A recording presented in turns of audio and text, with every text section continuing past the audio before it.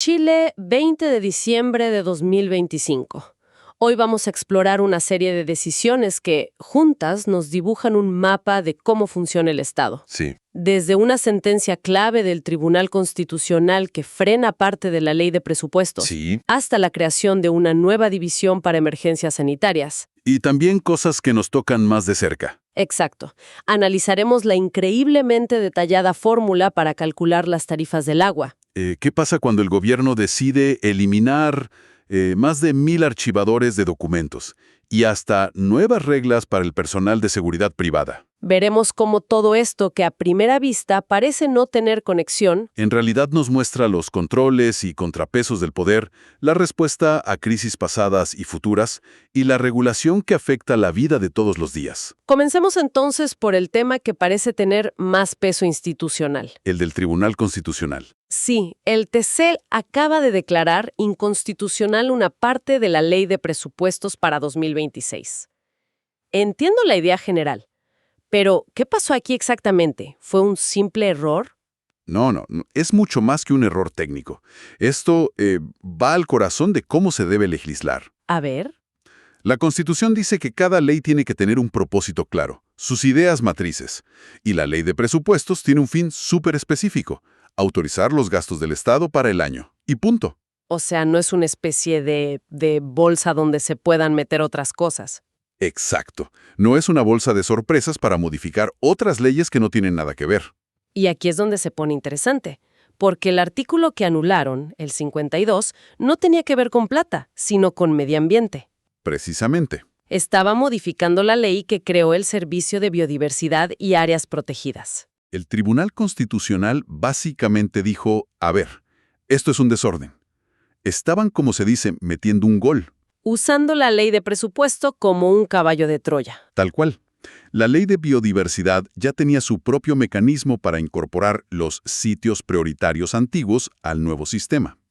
Pero este artículo 52, metido en la Ley de Presupuesto, le ponía una traba. ¡Qué traba! Decía que eso no se podía hacer hasta que se dictara un reglamento, que no tenía nada que ver, para crear sitios nuevos. A ver si entiendo la jugada. Sí. En la práctica, estaban usando la ley más rápida que tramita el Congreso, que es la de presupuesto, Ajá. para congelar la aplicación de una ley ambiental que ya estaba aprobada. ¿Le agregaron un requisito por la puerta de atrás? Exactamente. Esa es la lectura. El tribunal lo llama una ley miscelánea, que es la forma elegante de decir que mezclaron peras con manzanas. Y es una tentación para cualquier gobierno, me imagino. Claro, si quieres avanzar tu agenda rápido, te saltas el debate más largo que requeriría una ley separada. Entonces, más allá del tecnicismo, esto nos dice algo de las tensiones políticas del momento. Es difícil probar la intención, pero la acción habla por sí sola. Cuando se usan estos atajos, generalmente es para evitar el escrutinio. Claro. Imagina el debate si presentaran una ley que dijera: proyecto para retrasar la protección de sitios prioritarios. No sonaría muy popular. Escondido en una ley de cientos de páginas, claro, podría pasar desapercibido. Exacto. El Tribunal Constitucional aquí actúa como un guardián de la calidad del debate democrático. Bueno, hemos visto cómo el Estado se frena a sí mismo para mantener las reglas. Pero a veces, las crisis lo obligan a crear estructuras completamente nuevas. Ajá. Y eso parece estar pasando en el Ministerio de Salud con la División de Emergencias Sanitarias. Así es. Y no es ninguna coincidencia. Es una respuesta muy directa y estructurada a las lecciones que dejaron crisis anteriores. Y no es algo vago, por lo que veo. Para nada. El documento que la crea cita explícitamente el Marco de Sendai de las Naciones Unidas, que es el gran acuerdo global para reducir el riesgo de desastres. Entiendo la lógica. Suena bien en el papel. Pero, ¿no se corre el riesgo de que sea más burocracia? ¿Qué la hará diferente de los comités que se forman en cada crisis y luego desaparecen? Esa es la pregunta clave. ¿Es un tigre de papel o de verdad tiene dientes? La respuesta parece estar en su diseño. Esta división no depende de una subsecretaría cualquiera, sino directamente del ministro de Salud. Ah, eso es importante. Le da un peso político y una capacidad de coordinación que un comité temporal simplemente no tiene. Su mandato no es solo reaccionar, es preparar. O sea, la idea es que este equipo esté planificando escenarios, corriendo simulacros cuando no hay una crisis, para que cuando llegue el plan ya exista. Exacto. Su trabajo es fortalecer al sistema de salud antes de la emergencia, desde coordinar la compra de insumos críticos hasta asegurar que la información fluya bien entre hospitales y el nivel central.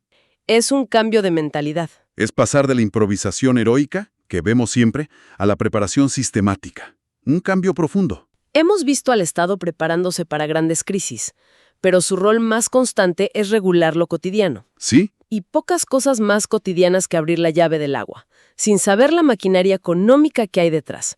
Tenemos aquí un decreto que fija tarifas de agua para una zona en colina. Y es un documento fascinante, porque desnuda esa complejidad. No pagamos un precio único por el agua. Para nada. Hay un cargo fijo mensual, que pagas, consumas o no, solo por estar conectado. Claro. Luego, cargos variables, que cambian si es verano, el periodo punta o el resto del año. Y si alguien consume demasiado, sobre 40 metros cúbicos, se le cobran cargo extra de sobreconsumo. Pero lo que a mí de verdad me voló la cabeza fue la fórmula para reajustar estas tarifas. ¿Así? No depende solo de la inflación del IPC. Involucra otros dos indicadores. El IPBI, que es el de precios de bienes importados, y el IPPI, de precios de productor. Un momento, ¿me estás diciendo que en mi cuenta del agua influye el precio internacional de las cosas? Nunca se me habría ocurrido. Suena a mercado de acciones, ¿no? Totalmente. ¿Cómo funciona eso en la práctica? Usemos un ejemplo concreto. Imagina que una planta de tratamiento de agua en Chicureo necesita un tipo de membrana de filtración que solo se fabrica en Corea del Sur. Ok. Si por un problema en la cadena de suministro el precio de esa membrana se dispara, el IPBI, el índice de bienes importados, lo va a capturar. Entiendo. Si solo se usara la inflación general de Chile, el IPC, que quizás está influenciada por el precio de los tomates, Claro. la empresa sanitaria estaría perdiendo plata con cada litro de agua porque su costo clave subió mucho más. Y eso pondría en riesgo el servicio. Exacto. Es un mecanismo de altísima precisión para que la tarifa refleje el costo real del servicio, ni más ni menos. ¿Y quién vigila que la empresa no infle sus costos? ¿Cómo se audita esto? Ahí entra el regulador, la Superintendencia de Servicios Sanitarios. Este decreto no es un acuerdo amistoso. Ah, no. Es una imposición del regulador basada en estudios de costos de una empresa modelo, una empresa teórica que se supone es eficiente. Y la compañía real tiene que aspirar a ser como ese modelo. Correcto. Si sus costos son más altos por mala gestión, pierde dinero. Si es más eficiente, gana. Es un incentivo permanente para optimizar. Y esta complejidad no está solo en los grandes servicios, sino en decisiones más pequeñas, a veces sorprendentes.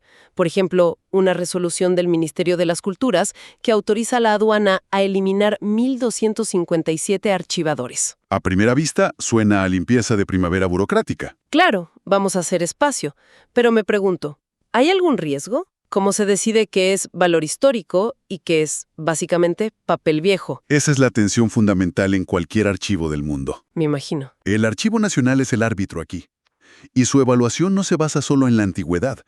Los documentos son de entre 2014 y 2016, no son tan viejos. Entonces, ¿qué miran? Evalúan la densidad informativa y si la información es única.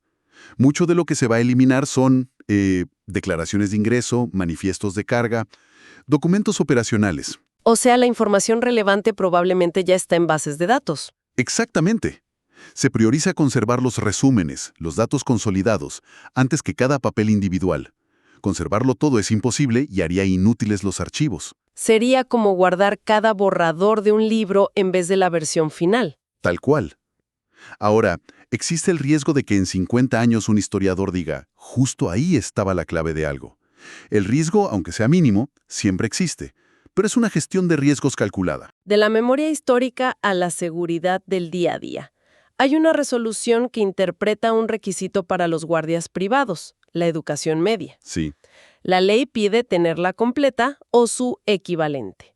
Y esta resolución aclara qué significa ese equivalente. Es un detalle técnico, pero con un impacto humano enorme. Lo que dice la Subsecretaría de Prevención del Delito es que un certificado de equivalencia de estudios obtenido para fines laborales es válido. Es un acto de pragmatismo. Totalmente. Suena positivo, porque amplía el acceso al empleo. Pero, jugando al abogado del diablo, ¿no podría ser una baja en los estándares?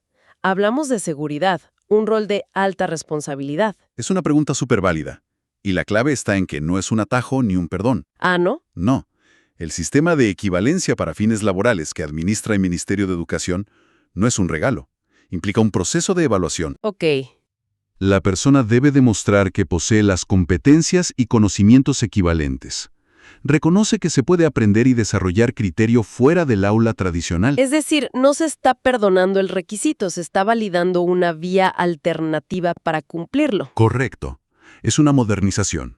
Reconoce que una persona que trabajó 10 años en logística, por ejemplo, probablemente desarrolló habilidades de organización y responsabilidad muy valiosas para un rol de seguridad. Y para terminar este recorrido, llegamos al caso con el nombre más llamativo. Sí, el nombre es memorable. La Superintendencia de Educación nombra un administrador provisional para el Colegio Particular Funny School en Penco. Pero la acción detrás es muy seria. Totalmente. Más allá de la anécdota, ¿qué tan común es esta medida? ¿El Estado puede llegar y tomar el control de una empresa privada como un colegio? ¿Así de fácil? No, para nada fácil. Es una medida de última instancia, la herramienta más drástica que tiene la superintendencia. ¿Y cuándo ocurre? Cuando se detectan faltas graves y reiteradas, ya sean financieras como mal uso de subvenciones, o administrativas o pedagógicas que afecten la calidad de la enseñanza. No es una expropiación, es una intervención temporal. ¿Y el objetivo final es cerrarlo? Al contrario, el objetivo es salvarlo. El administrador asume la gestión para sanear las finanzas y la administración, y así garantizar la continuidad del servicio para los estudiantes. Es la manifestación más fuerte del rol de supervisor del Estado. Exacto. Sobre entidades privadas que cumplen una función pública esencial, el derecho a la educación. Así que, en un solo vistazo, hemos pasado de la arquitectura constitucional que frena al poder, a la ingeniería que se prepara para pandemias, a la microeconomía de una cuenta de agua. Y las decisiones que definen desde qué papeles se guardan para la historia hasta quién puede ser guardia de seguridad. Son escalas de operación completamente distintas. Exacto. Y lo que todo esto revela es que el Estado no es ese leviatán monolítico que a veces imaginamos, Sino sino un sistema nervioso con miles de puntos de contacto con la realidad, cada uno con sus propias reglas. La gran pregunta que nos dejan estos documentos no es solo cómo se coordinan, sino quién está pensando en los efectos combinados de sus acciones. ¿a qué te refieres con efectos combinados? A que la regla que define el precio del agua en una zona, sumada a la nueva regulación para guardias en esa misma zona, sumada a una decisión presupuestaria que afecta el transporte local. Todo eso, en conjunto, podría crear un efecto inesperado en esa comunidad. Claro. Esa visión sistémica de cómo las piezas del puzzle encajan en el mundo real es quizás el mayor desafío de gobernar en el siglo XXI. Y es algo que raramente se ve en un solo decreto. Es el espacio que queda entre las líneas.